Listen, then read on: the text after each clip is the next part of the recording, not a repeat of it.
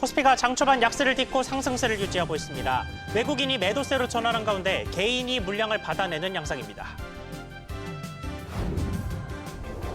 지난달 고용보험 가입자 수가 2월 기준 21년 만에 가장 적게 늘었습니다. 새롭게 시력부여를 신청한 사람은 1년 전 같은 기간보다 25% 늘었고 지급액도 통계 작성 이래 최고치였습니다. 국책연구기관 KDI가 최근 경제 동향 분석에서도 하방 위험 확대를 경고했습니다. 건설업 생산이 30% 가까이 급감했고 수출 여건도 악화되고 있다는 분석입니다. 홈플러스의 기업회생으로 인해 개인 투자자에게 팔렸던 채권 수천억 원이 부도에 빠졌습니다.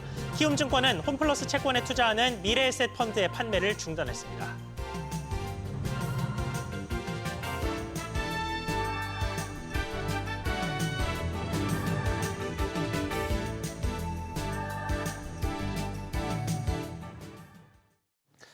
여러분 안녕하십니까? 하락 출발했던 코스피가 상승세로 반전에 성공하고 있습니다. 정치적 불확실성이 해소될 거란 기대감으로 특히 개인 투자자가 매수에 나서고 있습니다.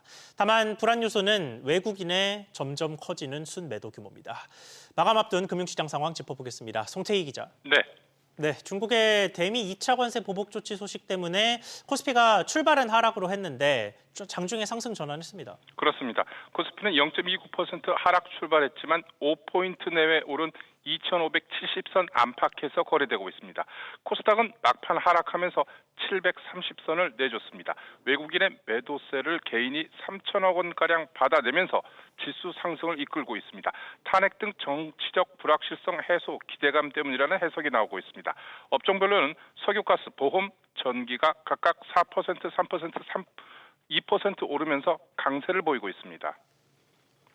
네, 조금 더 들어가서 종목별 흐름도 짚어볼까요? 네, 경영권 분쟁 재부각과 자사주 소각 소식에 고려아연, 영풍이 각각 13%, 12% 이상 오르고 있습니다. 삼성전자가 0.5% 내외 상승 중이고 2차 전지주가 강세입니다. LG엔솔, 에코프로비엠, 포스코퓨처엠이 각각 3%, 4%, 5% 강세입니다. 네이버와 카카오는 각각 1%, 3% 내외 오르고 있지만 삼성바이오, 포스코홀딩스는 각각 1%, 2% 하락세입니다. 네, 그리고 아시아 증시와 환율 움직임은 어떻습니까? 중국의 2차 보복 발표로 반사 이익이 기대되는 일본 니케이만 0.3% 오르고 있습니다. 중국, 홍콩, 대만 모두 약세입니다. 홍콩 H, 항생이 2% 이상, 상해 종합지수와 심천 성분지수가 0.6% 내리고 있습니다. 대만 가곤지수도 0.3% 내외 하락하고 있습니다. 원달러 환율은 7원 가까이 오른 1,454선에서 거래되고 있습니다. SBS 비즈 송태입니다. 얼어붙은 고용과 침체된 내수, 또 그나마 괜찮았던 수출에도 관세 악재가 들이닥치면서 연초 우리 경제가 계속해서 위태로운 흐름을 보이고 있습니다. 오늘 뉴스에서는 최근의 흐름과 함께 분석과 대응 움직임까지 자세히 전하겠습니다. 먼저 고용 상황은 갈수록 어둡습니다. 구직급여, 흔히 실업급여로 부르는 사회보험의 신청과 지급이 모두 크게 늘어난 것으로 나타났습니다.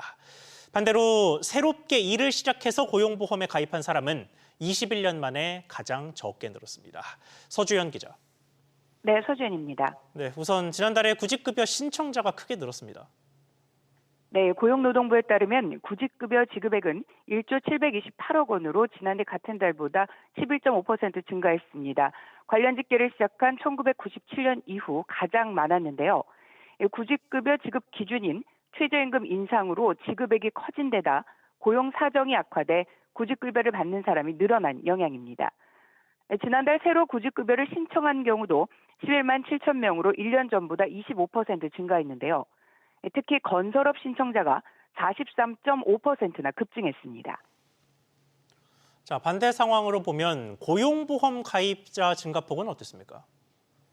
네, 지난달 고용보험 상시 가입자는 지난해 같은 기간보다 15만 3천 명 늘었지만 증가폭으로 보면 21년 만에 가장 작았습니다.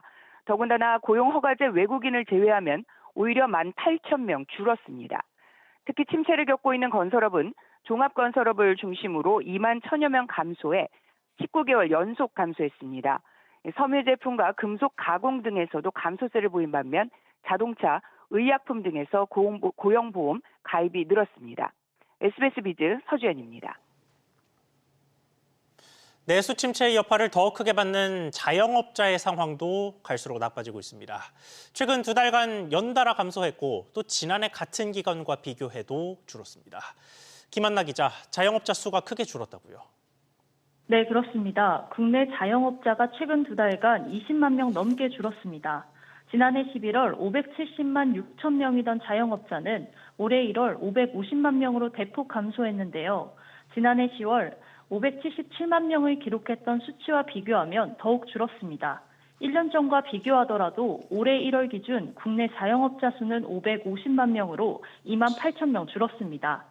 재작년 11월 이후 최저 기록이자 국제통화기금 IMF 외환위기 당시인 1998년 560만 명보다도 낮은 수준입니다. 지난 2009년부터 500만 명대로 줄어든 자영업자는 줄곧 560만에서 570만 명 수준을 유지했으나 2020년 코로나 사태를 기점으로 550만 명 선에 진입했습니다. 이후 2023년 1월 549만 명대로 줄어든 뒤 회복세를 이어오다 작년 말부터 급감한 뒤 올해 550만 명대 수준을 나타내고 있습니다. 네, 코로나는 이제 엔데믹을 맞았으니 아무래도 최근의 감소세는 경기 침체 여파가 가장 크겠습니다. 네, 그렇습니다. 내수 침체가 길어지면서 더 이상 버티지 못하는 자영업자가 늘어나고 있기 때문입니다. 한국경제인협회 설문조사에 따르면 자영업자는 원자재 재료비, 인건비, 임차료, 대출 상환 원리금 순으로 부담이 크다고 응답했습니다. 자영업자들의 수익도 줄어든 모습인데요. 응답자들은 지난해 순이익이 1년 전보다 13.3% 넘게 감소했다고 답했고 응답 비율도 72%에 달했습니다. 올해 경기 전망도 비관적으로 내다봤는데요. 매출이 코로나 이전으로 회복되지 않은 상황에서 물가 상승 등으로 영업 부담이 커지면서 순이익과 매출이 줄어들 것이라는 응답 비율이 각각 62.2%, 61.2%로 집계됐습니다. SBS 비즈 김한나입니다. 내수 침체란 말은 곧 소비자가 지갑을 열지 않는다는 뜻이고 이렇게 되면 특히 비싼 물건부터 구입을 망설이게 됩니다. 이 여파로 국내 자동차 생산 대수가 1년 전보다 감소한 것으로 나타났습니다. 류정현 기자, 우리나라 지난해 자동차 생산량이 얼마나 됐습니까? 네, 한국모빌리티산업협회가 분석한 자료에 따르면 지난해 우리나라의 자동차 생산량은 약 413만 대입니다. 1년 전보다 2.7% 감소한 수치인데요. 일단 수출 물량은 278만 대로 전년보다 0.6% 늘었습니다. 다만 내수 판매가 2013년 이후 최저치인 163만 5천 대를 기록하면서 생산량이 감소했습니다. 지난 2022년 이후 줄곧 6위에 머물렀던 전 세계 자동차 생산 순위도 지난해 기준으로는 한 단계 내려온 7위를 기록했는데요. 이렇게 국내 생산이 위축되면 차량 제조업 일자리 자체도 줄고 부품업계 고용 감소 등 전후방 산업 전반에 영향을 미칠 수 있습니다. 네, 그런데 이런 현상이 더 심해질 수 있다는 우려가 나오죠. 그렇습니다. 미국의 관세 정책이 그 배경인데요. 전 세계 자동차 생산 상위 10개국 가운데 미국은 유일하게 내수 시장보다 자국 내 생산이 적습니다. 미국은 지난해 자동차 1,056만 대를 생산했는데 판매된 차량은 1,600만 대에 달합니다. 미국 내 생산 물량 일부는 수출로 빠져나가는 걸 고려하면 결국 전체 내수의 절반가량은 수입으로 충당하는 셈입니다. 이를 해소하려고 미국 정부가 관세 드라이브를 걸고 있어서 우리나라 완성차 업체들이 미국에서의 생산을 확대할 수밖에 없는 상황입니다. 여기에 테슬라나 볼보 등 중국 공장에서 생산되는 차량의 국내 수입과 세계 1위 전기차 업체 BYD의 한국 시장 진출도 우리나라 안에서의 자동차 생산을 위축시키는 요인으로 지목되고 있습니다. SBS 비즈 유정현입니다.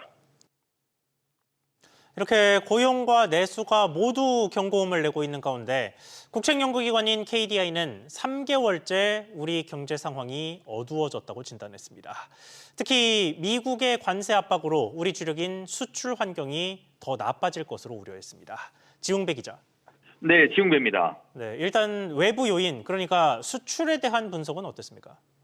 네, KDI는 경제 동향 3월호를 통해 우리 경제는 건설업 부진과 수출 여건 악화로 경기 하방 위험이 확대되는 모습이라고 평가했습니다. 지난 1월호에 하방 위험 증대라는 표현을 사용한 데 이어 석 달째 부정적 평가를 유지했습니다. 특히 주요 품목인 반도체 수출 가격이 내려가면서 대외 불확실성 확대의 영향으로 수출 증가세도 낮아졌다고 분석했습니다.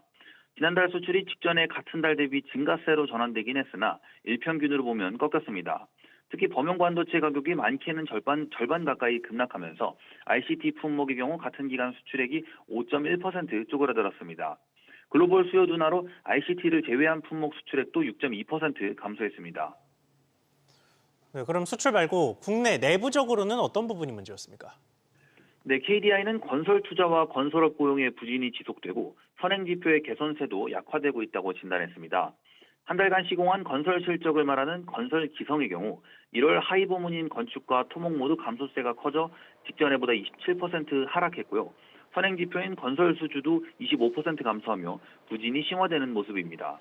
이런 가운데 KDI는 건설업과 내수 밀접 서비스업의 노동 수요 감소로 고용 여건도 둔화되고 있다고 강조했습니다. SBS 비즈 지웅배입니다. 정부는 관세 리스크 등에 흔들리는 수출을 다잡기 위해 기업의 부담을 줄여주는 정책 마련에 나섰습니다. 수출 우수 기업에게는 전략 물자를 수출할 때도 각종 서류 제출과 검사 의무를 면제해주는 방안이 나왔습니다. 취재기자 연결해 보겠습니다. 정보윤 기자. 네, 정보윤입니다. 네, 전략 물자는 국가 안보와 관련돼서 수출 절차가 까다로울 수밖에 없는 건데 내상 기업은 어떤 것입니까? 네, 전략물자에 대해 충분한 내부 관리 체계를 갖췄다는 산업부의 공식 인증을 받아 자율 준수 무역거래자, 즉 CP로 지정된 기업들이 대상입니다. 전략물자는 무기류 개발 제조에 이용될 수 있는 물품이나 기술뿐 아니라 AI나 반도체 장비 등 첨단 물품과 기술도 해당됩니다. CP 기업으로 지정되면 전략물자 수출 시 허가 기간이 단축되는 등 행정 간소화 혜택이 주어지는데 이 혜택이 보다 확대됩니다. 관세청의 전략물자 수출입 통관 고시 개정안 행정 예고에 따르면 구체적으로 AAA 등급의 경우 수출 신고 서류 제출 대상에서 100% 선별 제외되며 수출 물품의 검사 대상에서도 100% 선별이 제외됩니다. AA 등급에는 70%, A 등급은 50%가 적용됩니다. 네, 정부가 이렇게 혜택 확대에 나선 이유는 뭡니까? 네, 미국발 보호무역주의 강화 등으로 글로벌 무역 갈등이 고조되는 가운데 국내 수출 기업들의 부담 줄여주기에 나선 것으로 풀이됩니다. 관세청 관계자는 미국발 전략물자 수출 통제 정책이 강화되면서 기업 입장에서 피로도가 누적돼 왔다며 자체적으로 수출 통제가 가능한 업체들에 대해선 규제를 완화해 주려는 취지라고 설명했습니다. 관세청은 오는 24일까지 전략물자 수출 통관에 관한 고시 개정에 대한 의견을 받고 이르면 이달 말부터 시행할 예정입니다. SBS 비즈 정부인입니다. 다음으로 기업 회생에 빠진 홈플러스를 둘러싼 후폭풍 연달아 짚어보겠습니다. 홈플러스의 채권을 사들인 개인 투자자들의 손실 우려가 커지고 있습니다. 협력사들의 납품은 재개됐다지만 정산 우려도 여전합니다. 최윤하 기자. 네, 최윤아입니다. 네, 개인 투자자들의 손실 우려 규모가 어느 정도나 됩니까? 네, 기업 회생에 돌입한 홈플러스의 금융채권은 6천억 원 수준입니다. 이 가운데 카드 대금 채권을 기초로 발행된 4천억 원이 넘는 유동화증권에서 개인 투자자들의 손실이 우려됩니다. 앞서 이달 5일 만기였던 3,800억 원 규모 유동화증권 전량이 부도 처리됐고 나머지 280억 원 규모 물량도 오늘 부도 처리될 가능성이 있습니다. 홈플러스가 발행한 1,900억 원 규모 기업어음과 전단체도 투자자 상당수가 개인일 것으로 추정됩니다.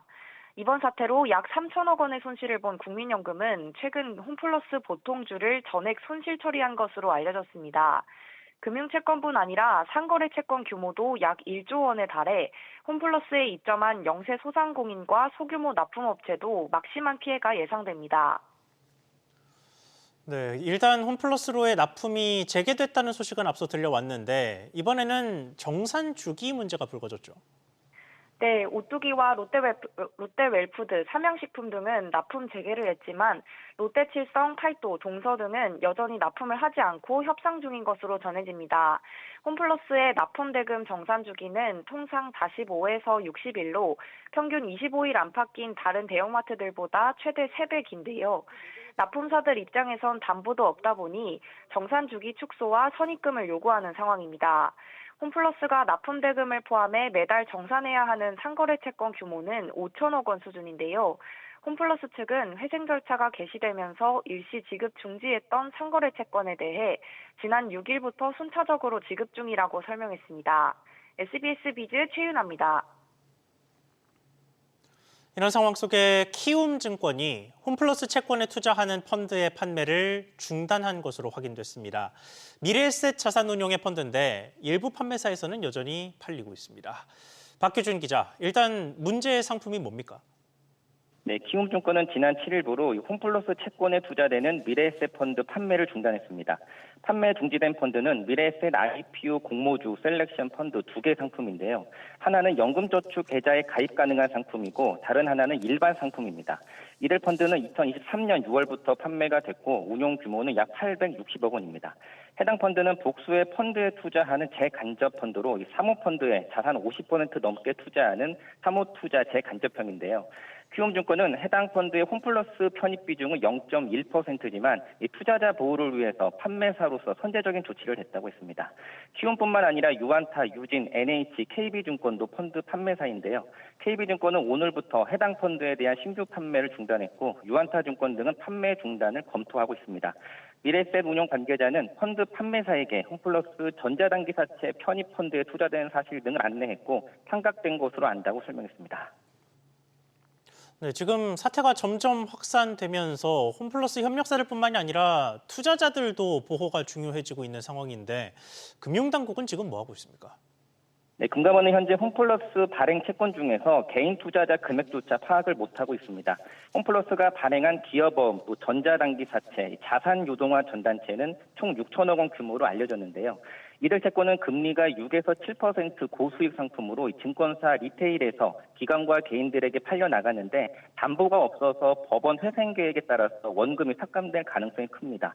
또한 증권사 직원이 상품 위험도를 제대로 안 알렸을 가능성도 제기됩니다. 이에 대해서 금감원 관계자는 당국으로서는 당연히 기초 수치 등을 파악하고 있다면서 아직 손실 확정이 안 됐는데 불완전 판매 여부는 예단할 수 없는 상황이라고 말했습니다. SBS 비즈 박규준입니다. 다음 소식입니다. 기부금과 같은 공익자금으로 상품권 깡을 하는 등의 사적으로 유용한 공익법인이 국세청에 무더기로 적발됐습니다. 일부는 기부금으로 쇼핑을 하고 고가 아파트까지 사들였습니다. 엄하은 기자. 네, 엄하은입니다. 네, 적발된 내용 전해주시죠.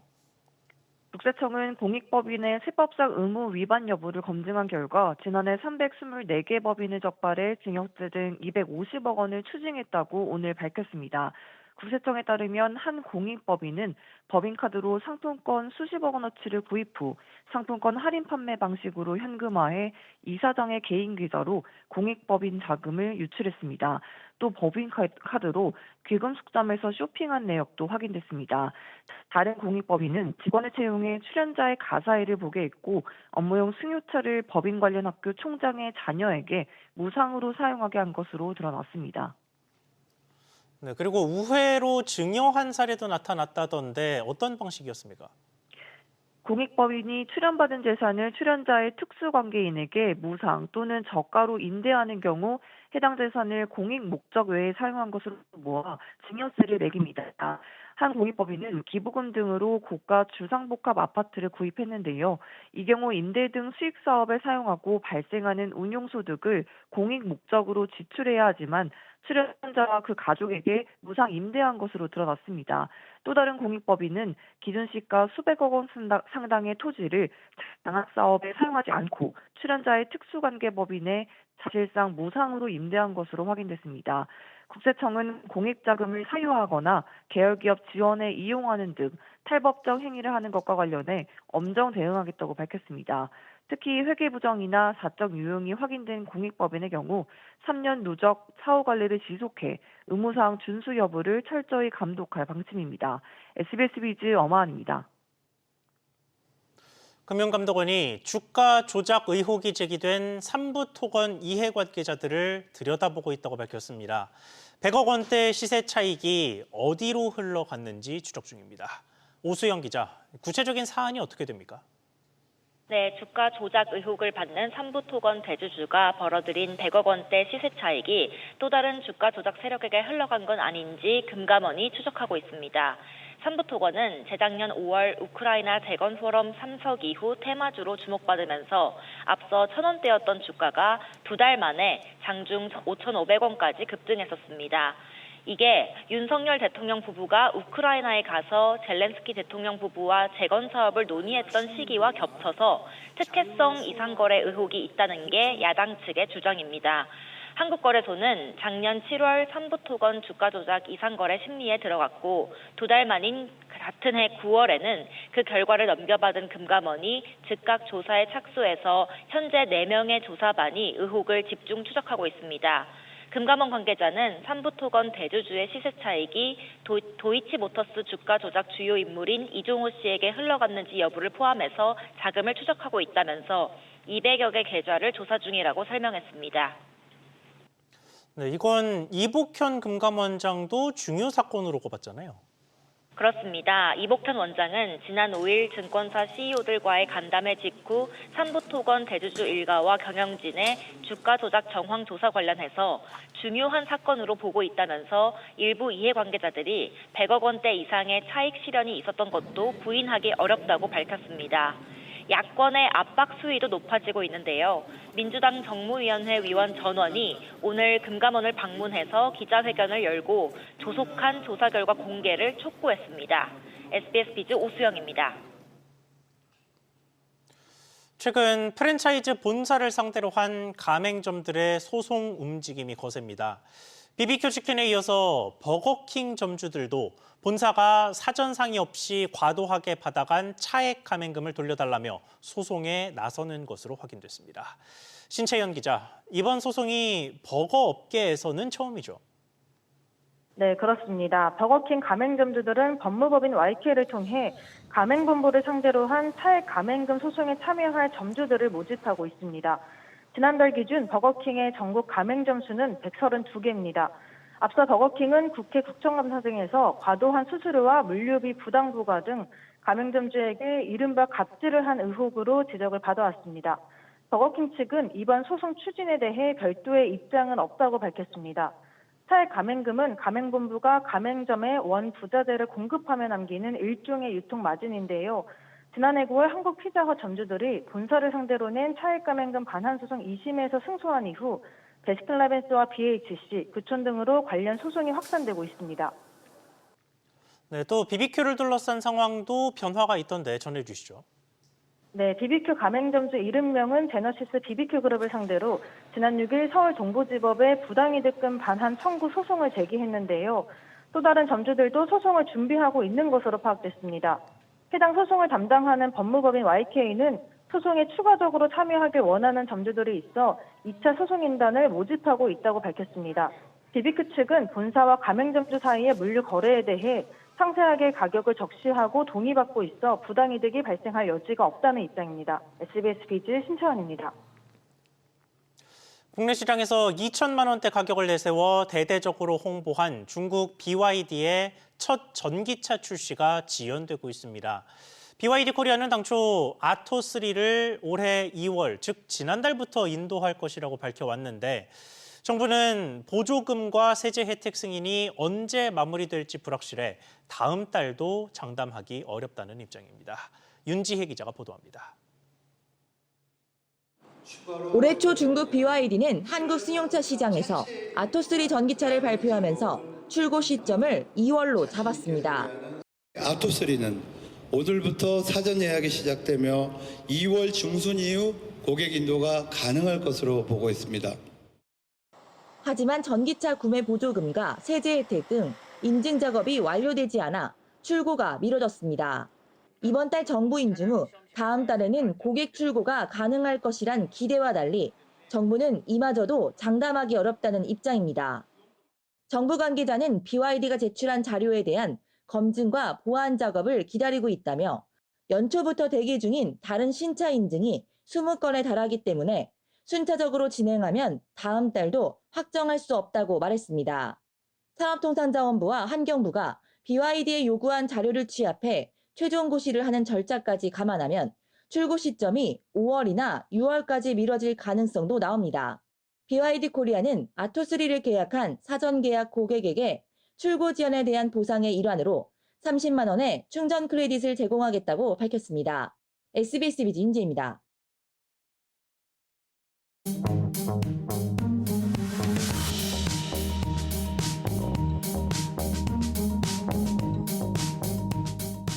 안녕하세요. K웨더 공기질흥센터에서 전해드리는 대기오염 예보입니다. 전국 공기질 실황입니다. 대부분 지역에서 먼지 농도가 높게 나타나고 있고요. 일부 중서부는 매우 나쁨 단계를 보이는 곳도 있습니다. 다음은 서울시 동별 공기질 실황입니다. 전반적으로 먼지 농도가 높은 상태고요. 베스트와 워스트 지역 모두 나쁨 단계를 나타내고 있습니다. 오늘 전국 하늘 대체로 맑겠지만 한때 구름 많겠고요. 제주는 차츰 흐려지겠습니다. 한편 낮부터는 기온이 크게 올라 온화해지겠지만 일부 중서부와 전북, 광주와 영서를 중심으로는 계속해 먼지 농도가 높게 나타나겠습니다. 국내에서 발생하고 정체하는 대기 오염물질의 영향을 받기 때문인데요. WHO 기준은 이들 지역의 먼지 농도가 한때 나쁨에서 나쁨 단계를 보이겠다고 예보하고 있고요. 환경부 기준은 중서부와 영서로 먼지 농도가 높겠다고 예보하고 있습니다. 내일과 모레는 일부 서쪽과 경상을 중심으로 먼지 농도가 높게 오르겠습니다. 호기 건강에 유의하셔야겠습니다. 대기오염 예보였습니다.